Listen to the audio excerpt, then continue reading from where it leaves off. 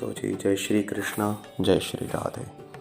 आज हम आपको श्री तुलसीदास जी के और श्री नरहरिदास जी के काशी प्रस्थान की कथा सुनाएंगे। काशी में एक बहुत ही पुण्य पर्व लगा हुआ था। उसी समय पंचगंगा घाट पर श्री नरहरिदास जी अपने शिष्य श्री तुलसीदास जी को लेकर के वहाँ पहुँचे, जहाँ श्री शेष सनातन जी आसीन थे।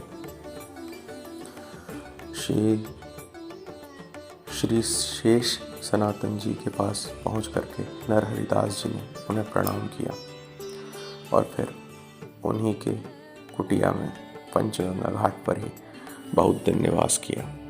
श्री तुलसीदास जी को तो अब दो संत मिल गए थे, नरहरिदास जी और शेष सनातन जी।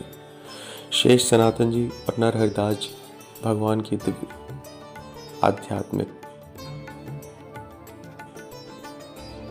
कथाओं का वर्णन करते, एक वर्णन करता तो दूसरा श्रवण करता।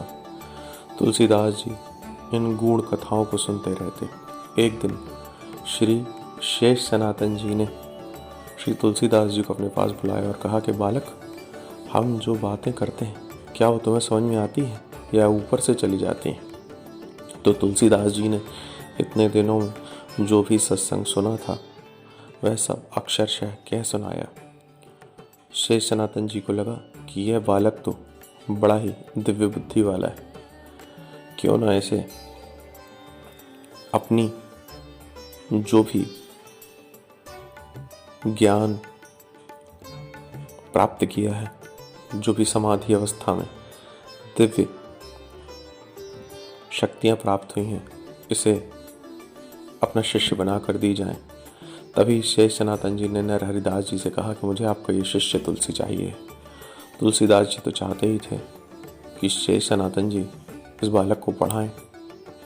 अब पंचगंगा घाट पर शेष सनातन जी ने ब्रह्म सूत्र के भाष्यों के द्वारा तुलसीदास जी की आध्यात्मिक शिक्षा प्रारंभ की और नरहरिदास जी यह देख करके प्रसन्न चित्त होकर के कि अब बालक तुलसी को एक बहुत ही विद्वान आचार्य गुरु प्राप्त हो गए, ऐसा मन में विचार करके नरहरिदास जी वापस चित्रकूट की ओर चले आए।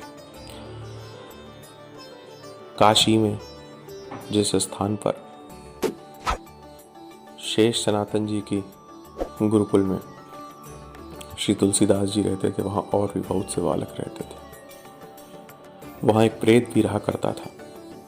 वह प्रेत वहाँ के बालकों को बहुत परेशान करता था।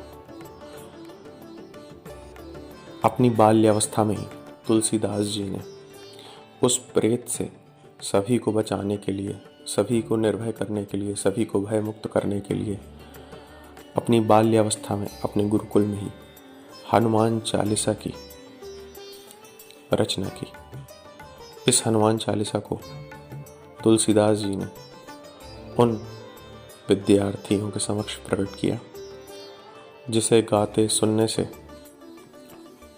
वह सभी विद्यार्थी निर्भय हो गए और वह प्रेत भी वहाँ से भाग गया।